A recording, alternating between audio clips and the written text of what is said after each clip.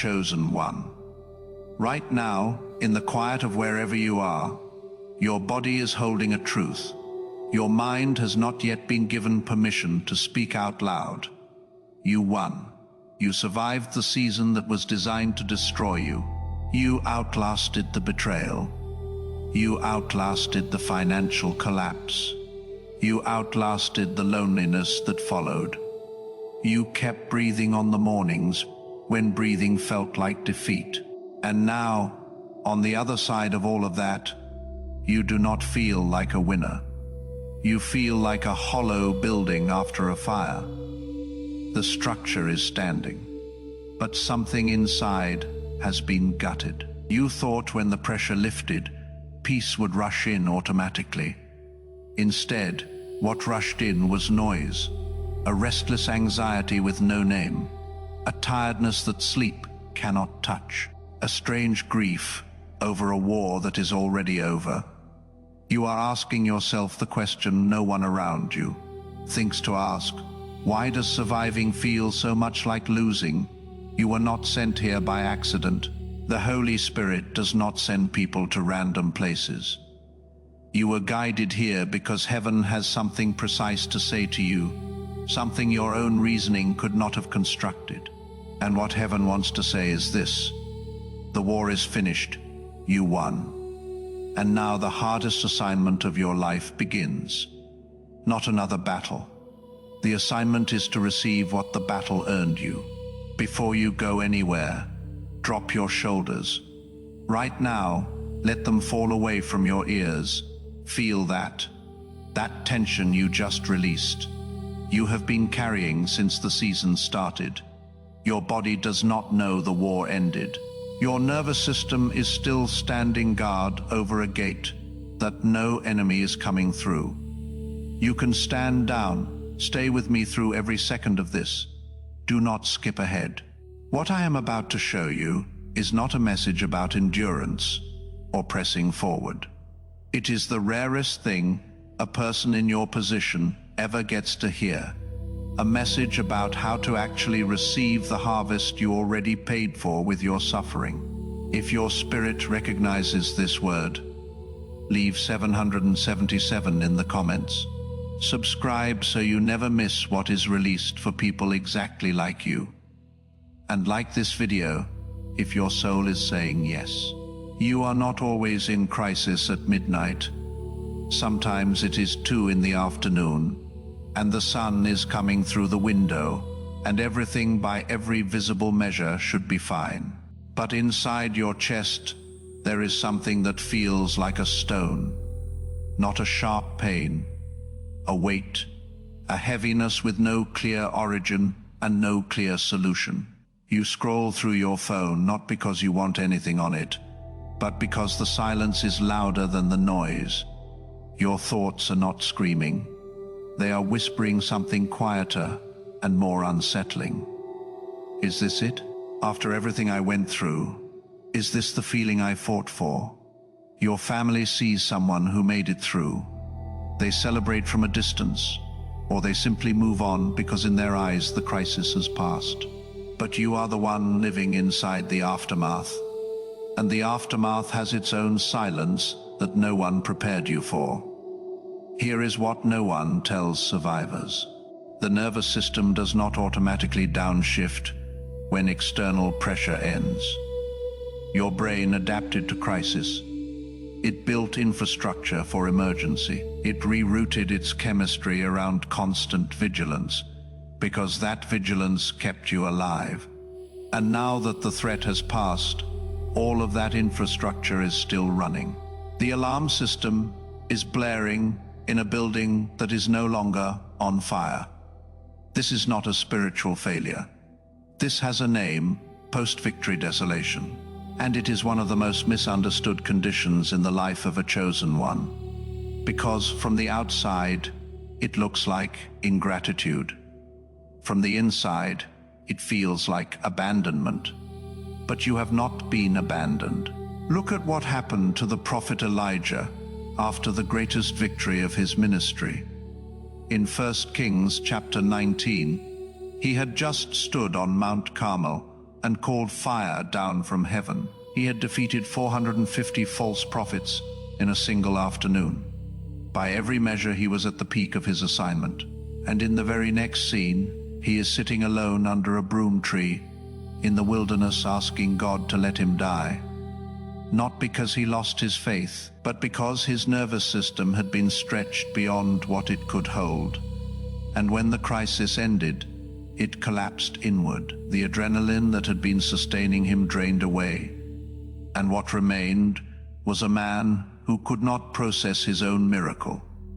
Notice what God did not do. He did not correct Elijah's theology. He did not question his gratitude. He did not send a 5-point strategy for recovering momentum. He sent an angel who touched him and said, "Arise and eat." He slept. He was fed. Then he slept again. God's first response to a burnout prophet was not a sermon. It was sleep and bread. You are under that same broom tree right now, chosen one. And the God who tended to Elijah is the same God tending to you, not with urgency, but with the steady hands of someone who knows exactly what you need. And what you need is not more effort. Stop reading this like it is meant for someone else. Let this one in. You have spent years consuming information as armor. But right now, I am not asking you to learn anything. I am asking you to receive something. Learning happens in the mind. Receiving happens in the body. And your body has been waiting a long time for permission to exhale. Let me give you the language for what is happening inside you, because clarity is its own form of relief. Your brain operates on measurable frequencies.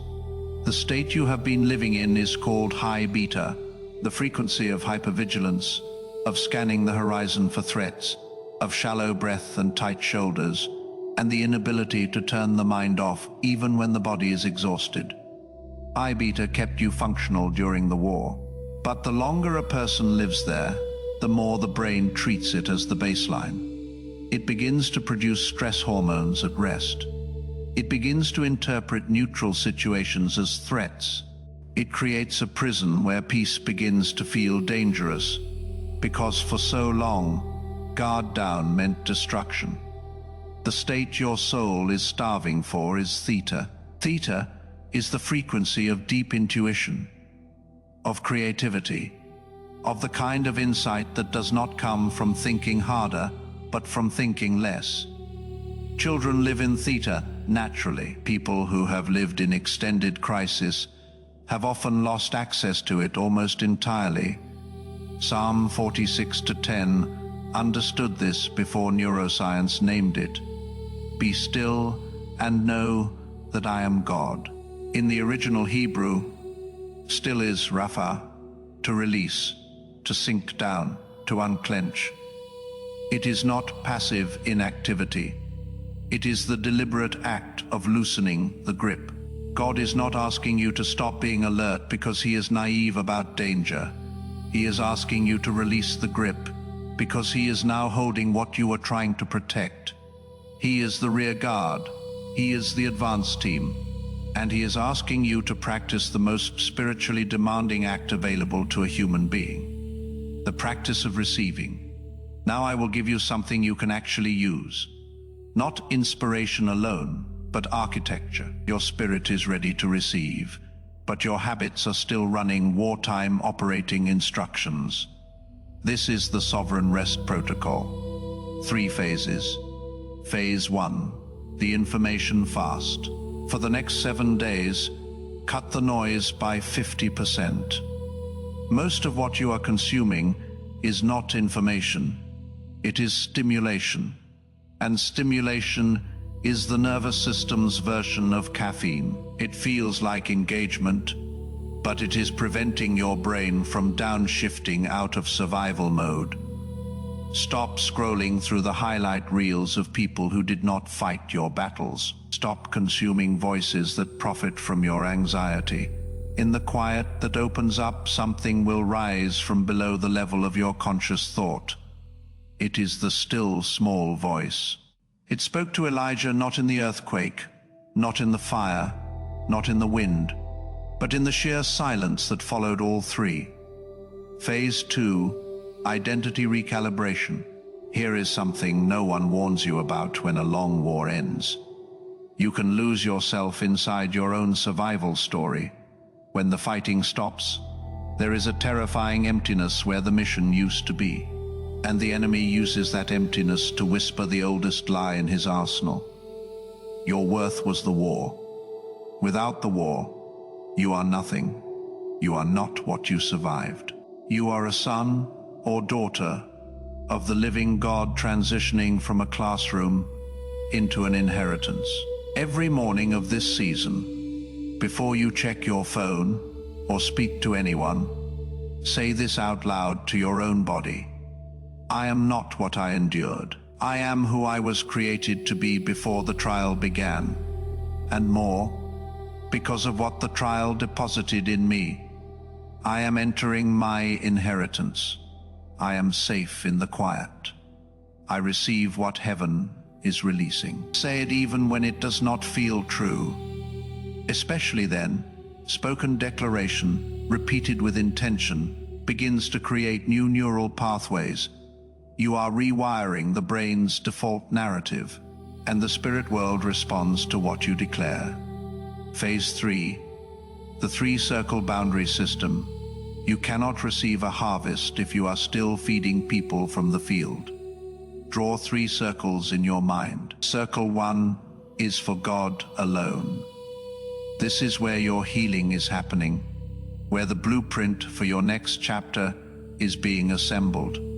No human being has access to this circle. Circle 2 is for the 1 or 2 people who prayed with you through the fire, not the ones who watched from a safe distance, the ones who got on their knees in the dark with you. These people have earned access to your process. Circle 3 is for everyone else. They get your time and your kindness, but not your vulnerability, not your process, not the details of what God is building. Not yet. Guard your circles. The people in Circle 3 will misread your rest as laziness, your quiet as withdrawal. Let them misread it. You are not obligated to perform your recovery for an audience. I would be doing you a disservice if I sent you into this protocol without equipping you for what is coming. The moment you genuinely begin to rest, the enemy will launch 3 targeted counterattacks. The first is the counterfeit urgency. An opportunity will appear looking like provision, but when you sit with it in the quiet, something in your spirit will register unease that your mind will try to rationalize away. The signal is this: it requires you to sacrifice your rest to pursue it. That is the tell.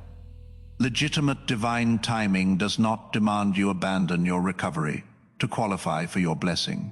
If the door is truly from God, it can wait 72 hours while you pray. If it cannot wait, it is not your door. The second is the comparison ambush. You will see people who did not pass your test receiving the breakthrough you have been believing for. And the enemy will use that sight to whisper, "You were faithful, and it did not matter. Do not look." Your harvest is calibrated to your seed. Their harvest is calibrated to theirs. The moment you begin measuring your progress against someone else's visible journey, you have left the frequency of faith and entered the frequency of competition. Competition will destroy the very thing you are recovering for. The third is the guilt of stillness. This is the subtlest attack because it does not come from an obvious enemy.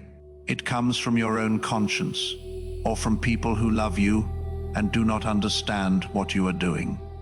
You will feel that your rest is irresponsibility, that people need you, that the world is moving while you stand still. This voice sounds like wisdom, but it is performance addiction wearing the clothing of virtue. It is the belief, baked in by years of crisis, that your value is proportional to your output. A vessel cannot carry what it has not first received. Your rest is not selfishness. Your rest is stewardship. Let me tell you about 2 people. The first is a woman who spent 3 years in a crisis that dismantled nearly everything she had built. At her lowest point, she was working before dawn and collapsing after midnight, fueled entirely by the belief that effort could outrun disaster. The disaster came anyway. When the smoke cleared, she was standing in an empty field with no idea who she was outside of what she had been fighting for. She practiced the information fast. She rebuilt her 3 circles. She said her identity anchor every morning, often through tears, often without believing a word of it, somewhere in the 4th week. While sitting in her garden doing nothing measurable, an idea arrived. Not a hustle, a clear blueprint for something she had not been looking for. She built it slowly, from a place of wholeness, rather than desperation, into the most meaningful work she had ever done. She told me later, for the first time in my adult life, I built something without bleeding for it. The second is a man who had carried a bone-deep exhaustion for almost a decade. He had attributed it to workload, diet, stress. Nothing moved the needle. When he began the practice of radical stillness, the exhaustion retreated slowly, like a tide going out. By the 6th week, he described waking up for the first time in years without dread. Not with excitement, just without dread. And he said, "That was enough. That was more than I dared to ask for." His body healed when his spirit stopped fighting. The protocol is not the price of the harvest. That price has already been paid. The protocol is simply how you open your hands to receive what was purchased for you. Place one hand on your chest, on your sternum, where the weight has been pressing. Feel it under your palm. Breathe in for 4 counts. Hold for 4. Release for 8. Again, one more time. Feel the slight loosening. That is your body being given permission. Perhaps for the first time in a long time, to exist without defending itself. Chosen one, I acknowledge the weight of what you carried. I see the nights you held yourself together so that everyone around you could fall apart without consequence. I see the version of yourself you put on hold while the season demanded everything you had. I see the plans postponed, the relationships strained, the dreams quietly folded and stored in a drawer you were afraid to open. That season is closed. The military assignment of your last chapter is now officially finished. The intelligence you gathered in the fire is not wasted. The depth of compassion that came from being broken open is not incidental. It is the qualification. It is the thing that makes what comes next not just a blessing, but an assignment you are uniquely equipped to carry. I decree over your life today, the next 40 days will produce more clarity, more alignment, and more genuine fruitfulness than the last 40 months of striving. Not because you will try harder, but because you will stop blocking what God has been trying to deposit into a vessel too clenched to receive. Toxic relationships that were draining your frequency will exit without drama. They will simply stop being relevant to who you are becoming. And the space they leave will not feel like loss. It will feel like oxygen. I bind every assignment of the enemy sent to steal what was revealed in this video. Every spirit of forgetfulness that tries to make you forget this word before it takes root. Every voice that arises in the next 24 hours to tell you that you are not the person this message was speaking to. I bind it. I declare it powerless. You are not dismissed from your trial into a waiting room. You are dismissed from your waiting room into your inheritance. God is not watching from a distance to see how you handle the promotion. He was in the fire with you. He was in the silence with you. He is in this moment with you, and he will be in every moment of what comes next. Do not close this video. What you just received needs 60 seconds to settle before the noise of your day. covers it. A seed needs a moment of stillness before it can take root. Give it that moment. For 60 seconds, do nothing. Do not check your messages. Do not scroll to the next video. Just sit in what was spoken over you. Let it move through the body. Let it reach the places that have been braced for so long. Feel the weight of it, not the weight of burden, the weight of glory. Your body knows the difference if you give it space to feel both. If something shifted in you during this video, even slightly, even if you cannot name what changed, leave 777 in the comments. Let it be your timestamp in the spirit, the record of when the restoration began. If you know someone under their own broom tree right now, someone who survived something enormous and cannot understand why survival does not feel like victory, share this with them. You may be the angel God sends with bread and water. You may be the voice that gives someone permission to exhale. Subscribe if you want to continue receiving what is prepared for people exactly like you. Now you can say, Amen. But sit in the silence first. The harvest is already in the field. Your only assignment now is to open your hands.